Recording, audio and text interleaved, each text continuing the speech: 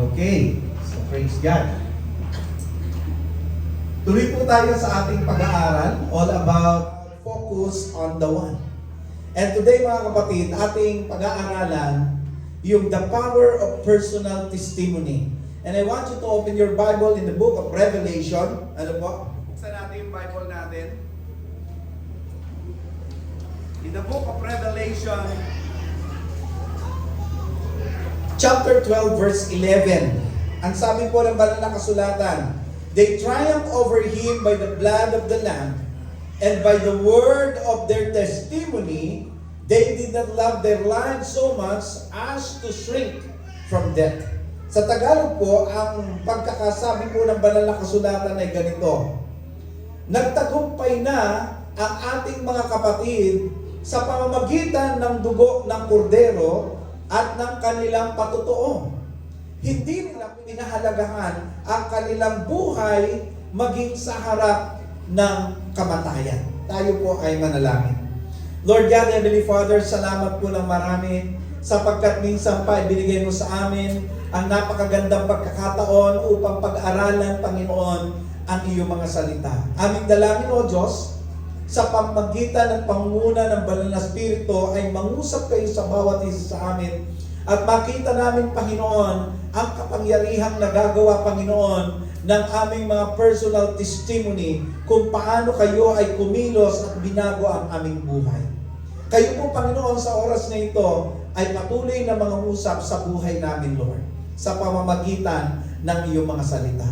At higit pa doon, Panginoon, hindi lang namin mapakinggan ang mensahe mo ngayong araw na ito, kundi, Panginoon, kami po ay gamitin mo nang sa ganun, Panginoon, ang iyong mga salita, Panginoon, ay magkaroon, Panginoon, ng pagpapala o maging pagpapala sa ibang mga tao na hindi pa rin nakakakilala sa inyo. Lord, salamat po sa oras na ito. Sa iyo ang aming pagpupuri at pasasalamat sa pangalan ng Panginoong Hesus. Lahat tayo magsabi ng Amen. Mga kapatid, in the first century, the early Christians were persecuted under the Roman Empire.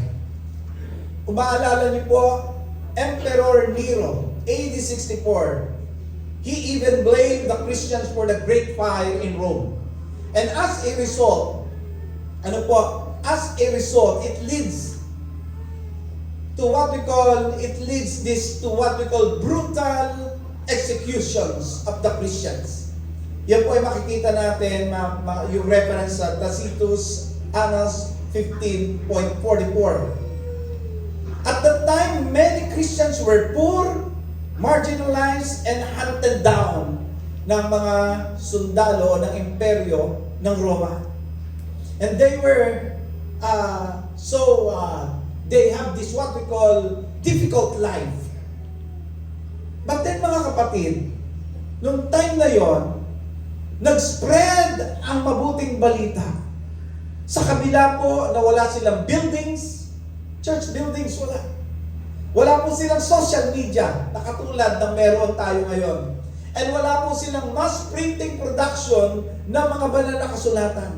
And yet, as I have said, patuloy na kumalat ang mabuting balita. Ang tanong, bakit?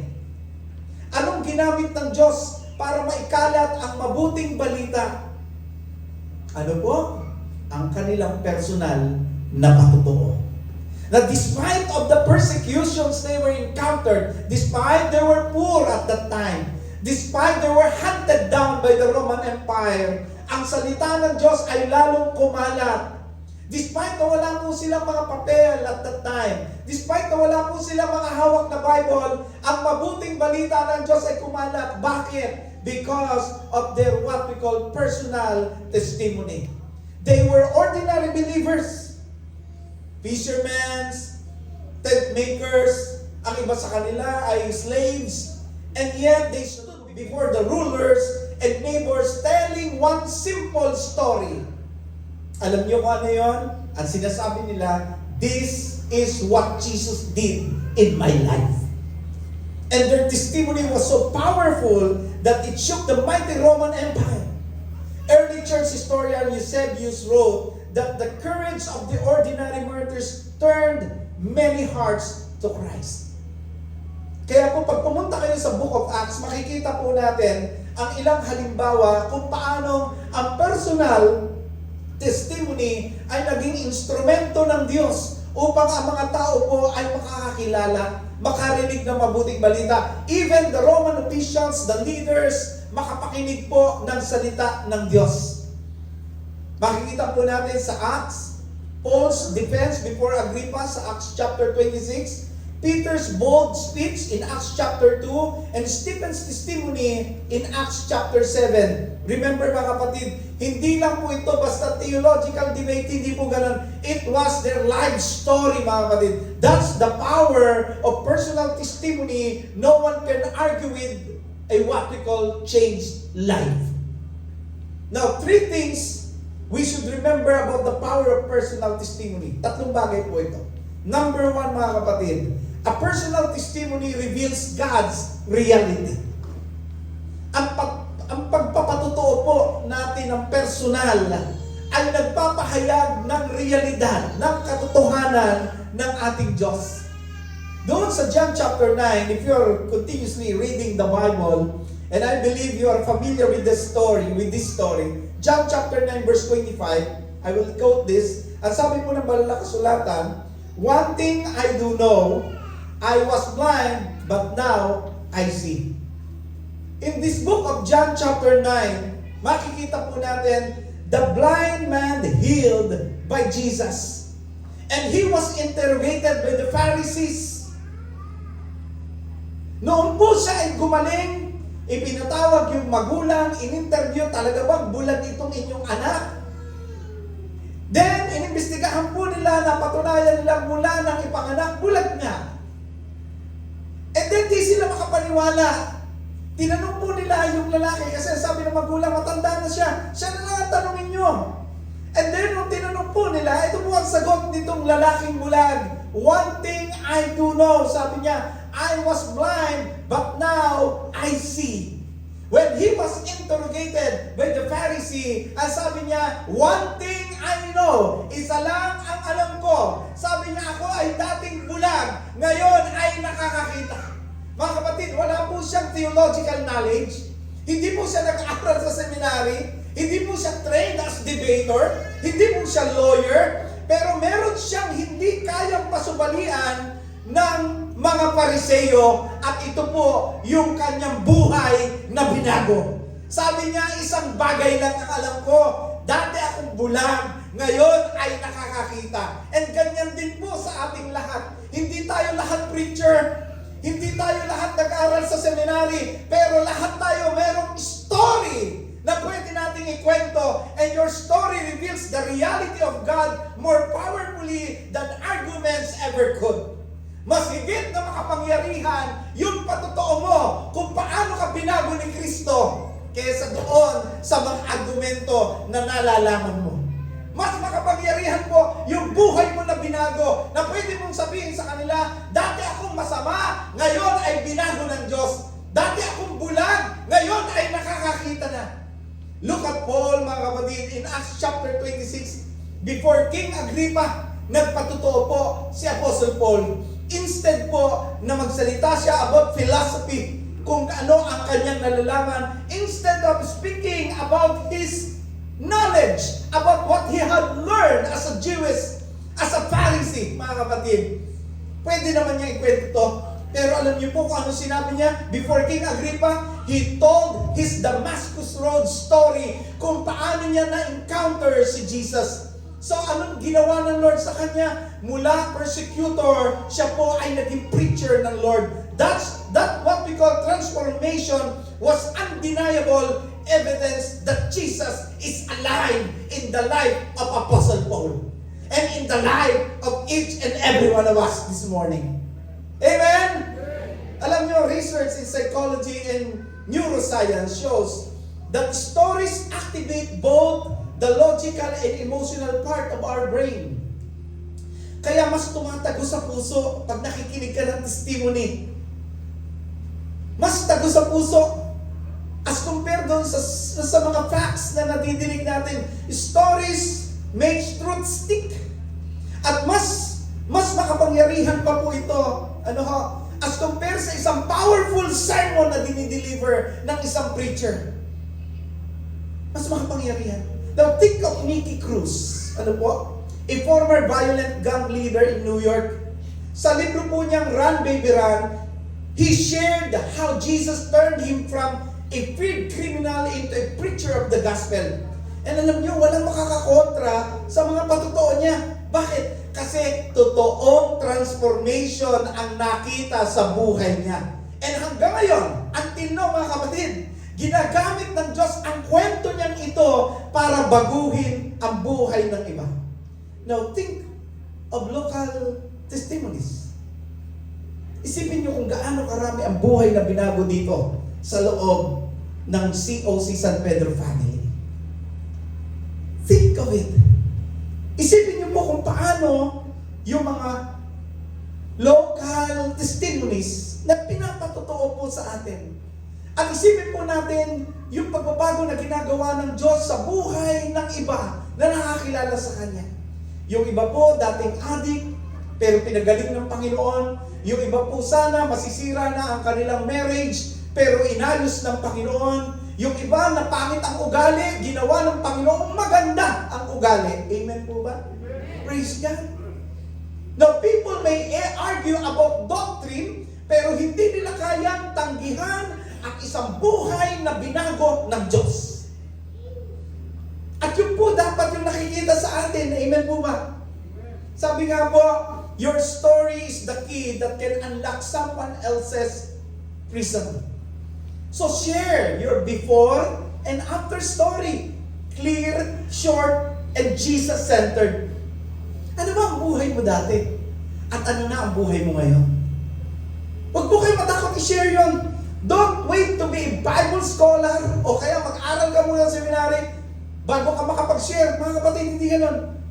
Kung paano ka binago ni Kristo, sapat na yon. Sabi mo nga sa katabi mo, sapat na yon, kapatid.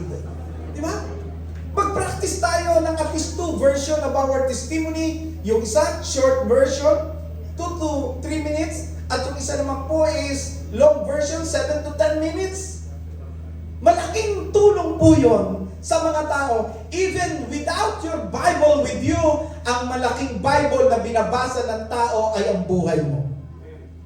Ikaw ang malalaking titik na binabasa ng mga tao. Remember this, mga kapatid. Every time you tell your story, you are revealing God's reality to the world. Merong Diyos na bumabago ng buhay mo at isa ka sa binago ng Diyos. Palakpakan natin ang Panginoon. So don't be ashamed. Don't be ashamed to tell your story. Paano ka binago ng Diyos? Katulad ng bulag, sabi niya, I was blind, but now I see.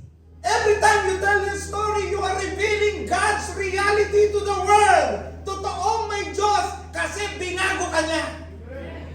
Hindi sila maniniwala kung anong pagbabago nakikita sa buhay mo. Alam mo, dati ako nangungopia bilang estudyante. Pero alam mo, nung naging Christian ako, di na ako nangungopia. Alam mo, dati ako nangungodi ko, pero nung maging Kristiyano ako, naging tapat ako. Alam mo, dati tamad ako mag-church, pero nung maging Christian ako, excited ako lagi. Kasi simba ko lang ng linggo, Lunes pa lang, pinaplansya ko na yung pang next Sunday. Amen? Alam mo, dati pagka merong ulan, hindi na ako makalabas niyan. Kasi iniisip ko na kung baha, baka malunod. Diba? Kasi ang tubig dyan, ang galing. Ang galing ng bibi. Bibi pala yun eh, diba? Hindi naman leg mo eh. Pero ngayon, Kristiyano na ako, miski tunay na hanggang leeg, mag-church ako.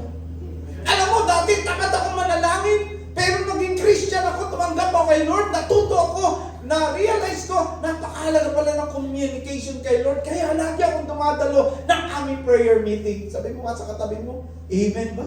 Amen. Ano sagot? Amen po ba? Parang mina kayo dun ha? Parang di kayo mati na prayer meeting ha?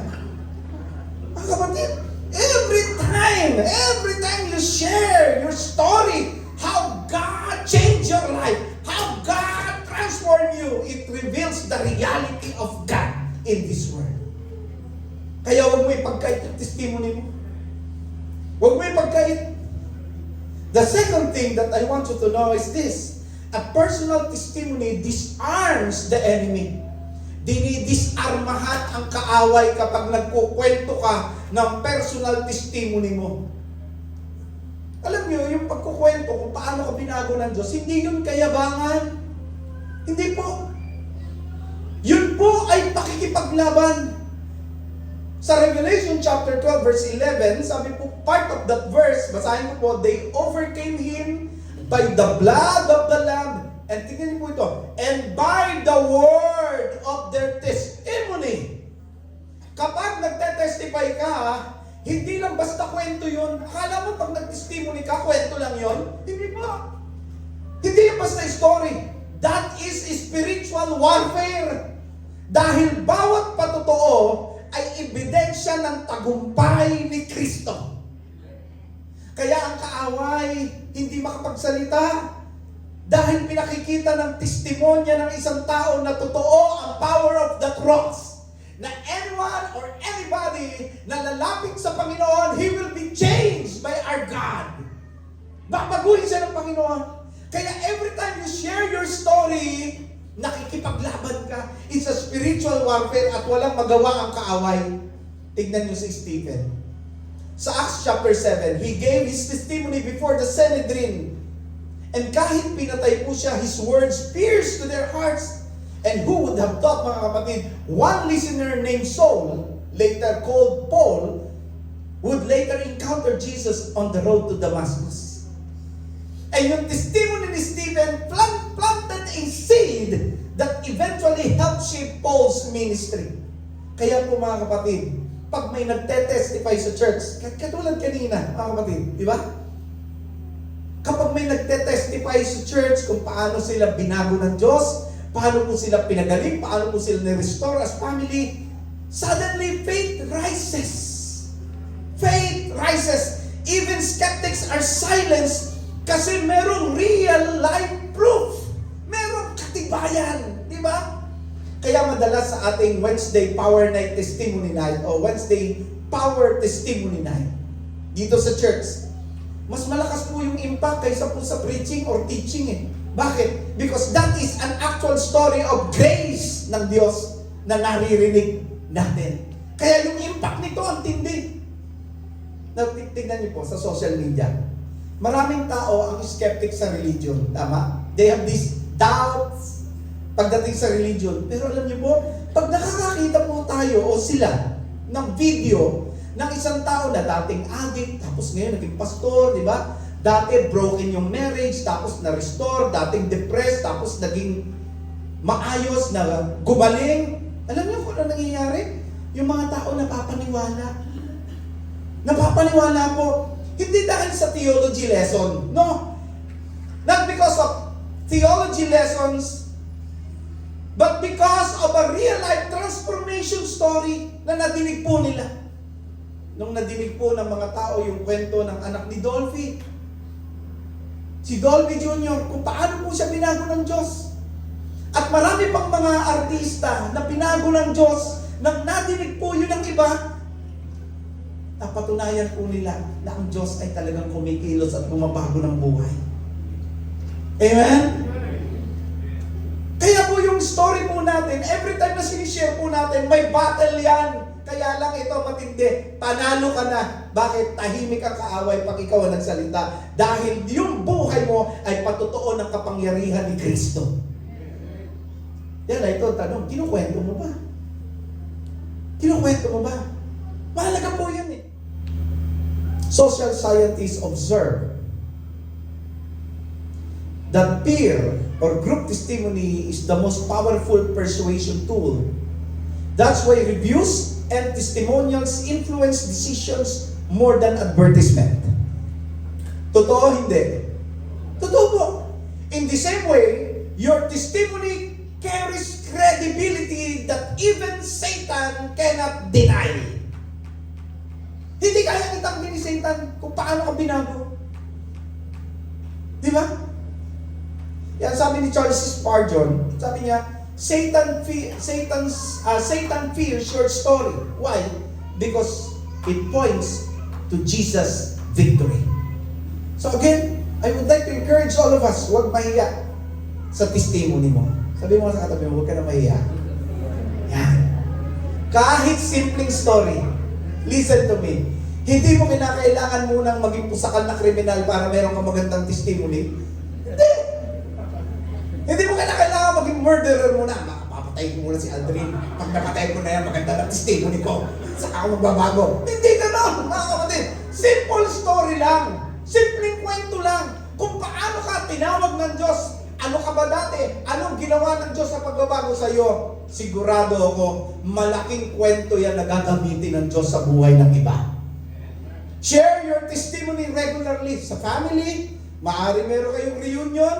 Sabihin nyo na sa kanila, meron akong kwento sa inyo. Alam nyo ba, ang kabutihan ng Diyos sa buhay namin ay napakaganda. Diba? Share your testimony sa inyong ka-office mate.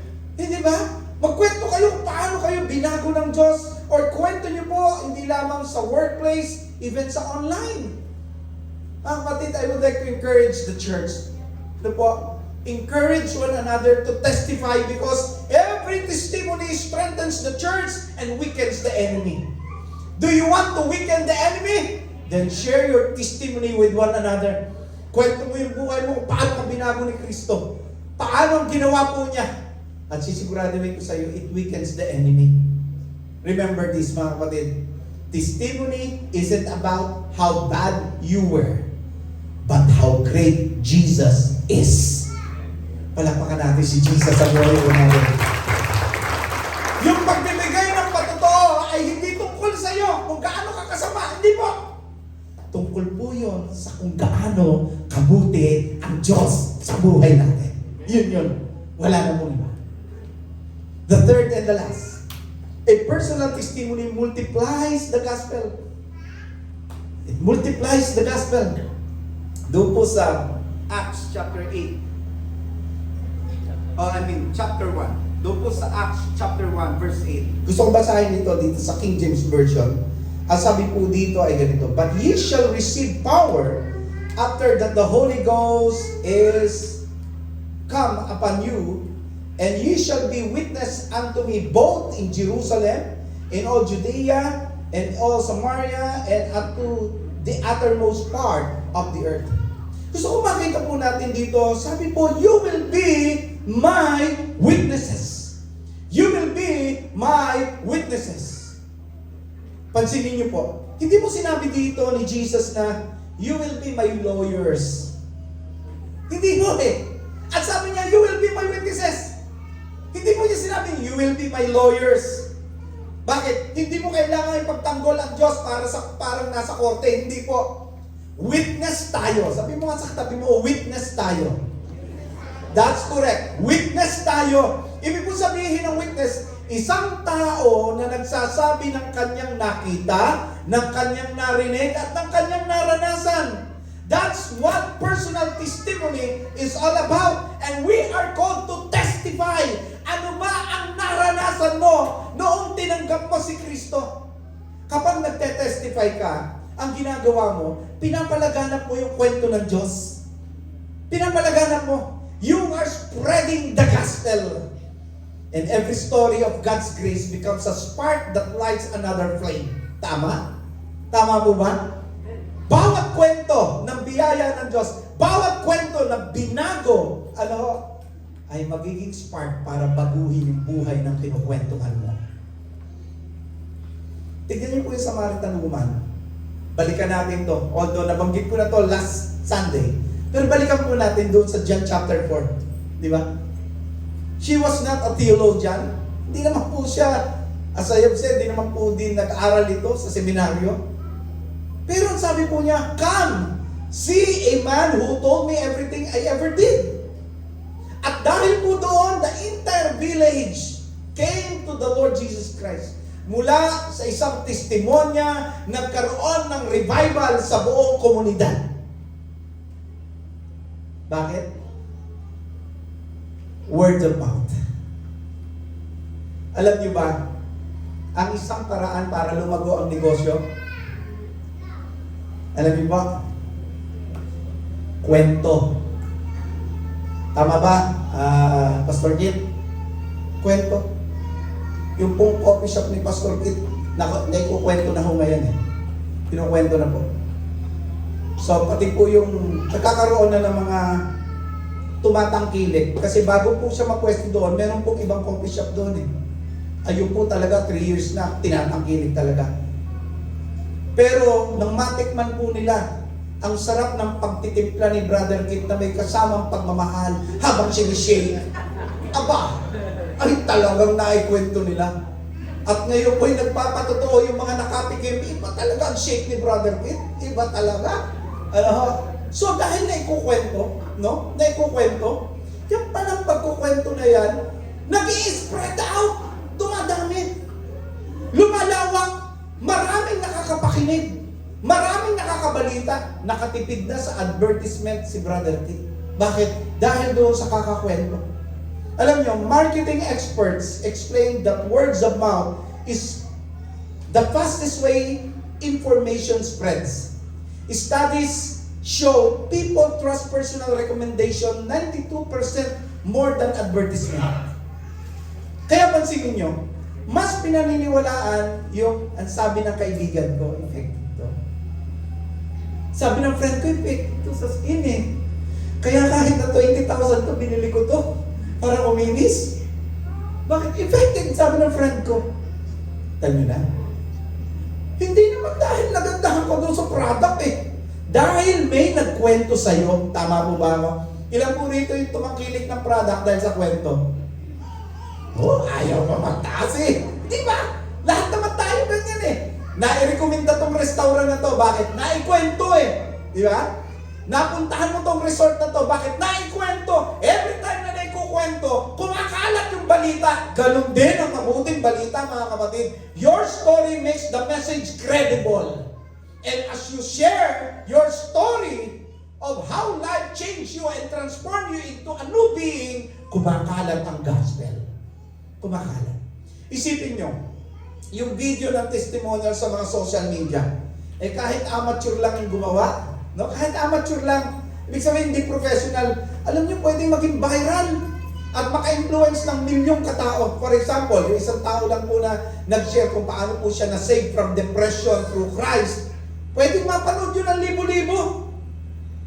At pwedeng marami ang ma-influensyahan at mabago. Ganyan din po ang nangyayari. Kapag nagtitestimonya po tayo using TikTok or YouTube, ano po? One authentic story can reach farther than one polished sermon na ginagawa ni Pastor Rodel.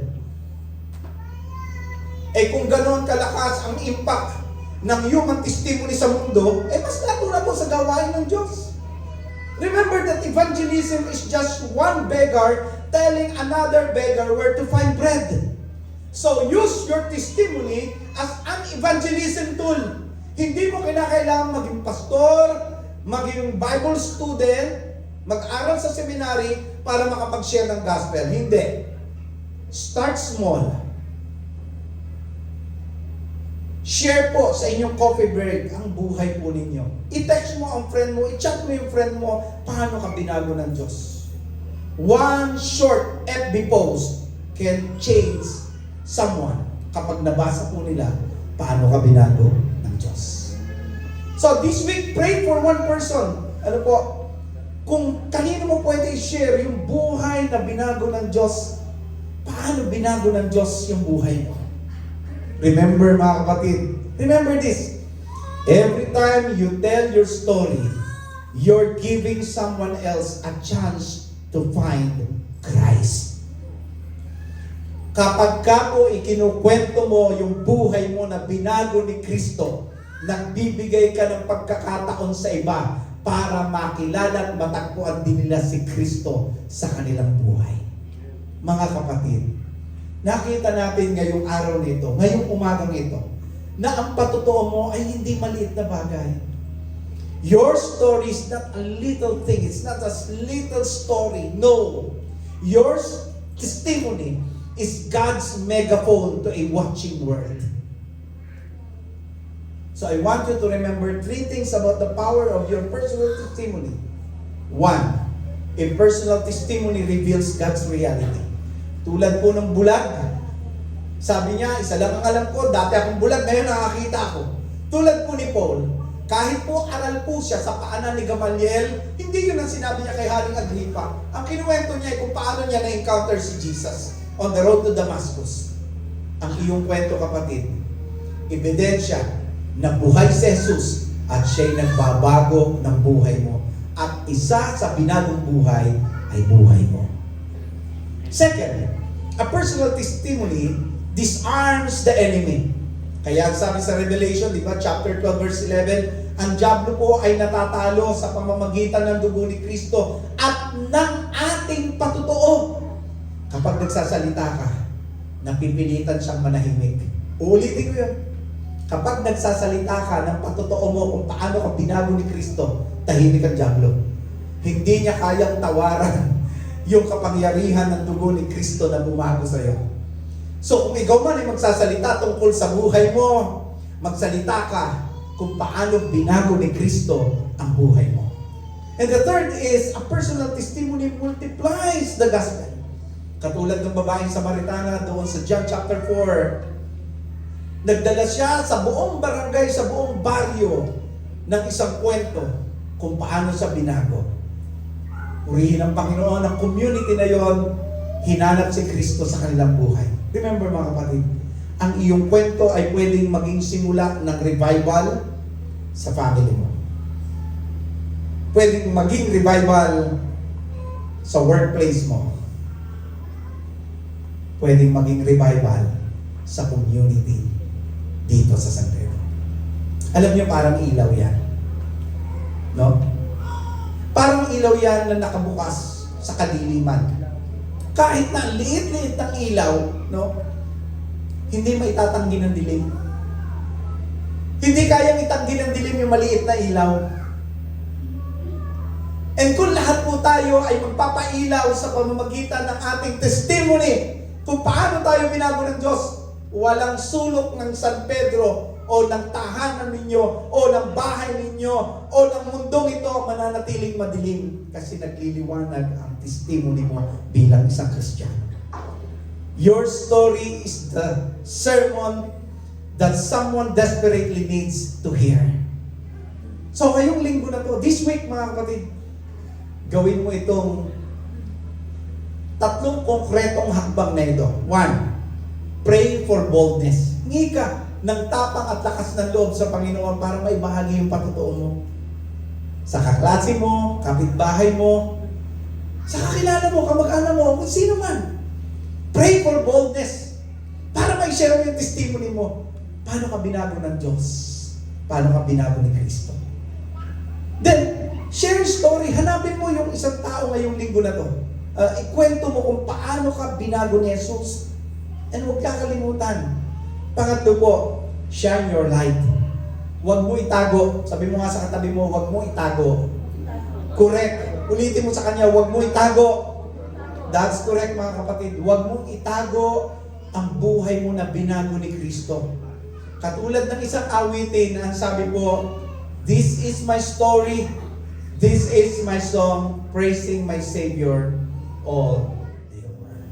Let us come to the Lord in prayer. Heavenly Father, salamat po ng marami ngayong umagang ito. Dahil minsan pa nangusap ka sa puso namin. Hindi kami kinakailangan mag-aral sa seminaryo, maging theologian, bago kami makapagbahagi ng tungkol po sa mabuting balita. Panginoon, sapat na po ang iyong mga salita. Panginoon, na natututunan namin. At kung paano nito binabago ang buhay namin. Sapat na po ang testimonya ng aming buhay, Panginoon. Paano po kami binago simula nung tanggapin ka namin, Panginoon, bilang aming Panginoon at sariling tagapagligtas.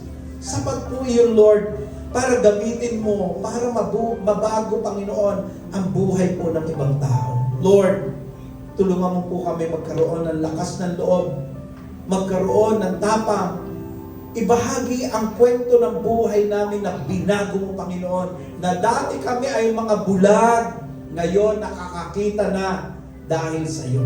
Na dati kami, Panginoon, ay malayo sa iyo at kami babad sa kasalanan, pero ngayon ay binago mo na. Tulungan mo po kami ibahagi ang kwento ng buhay namin na dati kami balisa, maraming takot, pero ngayon, Panginoon, ay mananampalataya. Panginoon, salamat po sa encouragement. Salamat po, Panginoon, sa challenge mo sa amin. Nawa, O Diyos, hindi lang namin ito napakinggan, kundi ito po'y maisabuhay namin. This week, O Lord, through the guidance of your Holy Spirit, allow us to share our story, our testimony, how you change us, and how you love us. In the name of Jesus, ito ang aming prayer. Lahat ng anak ng Diyos ay magsabi na, Amen, Amen, and Amen. Palakpakan natin ang Panginoon. Come on! Give God a big applause this morning. Are you blessed this morning? Praise God. Are you blessed with the Word of God? Come on, give God a big applause. Come on! Hallelujah, patuloy tayo. At sa ating pagpapatuloy, tayo mawit ng ating pangwakas na awitin.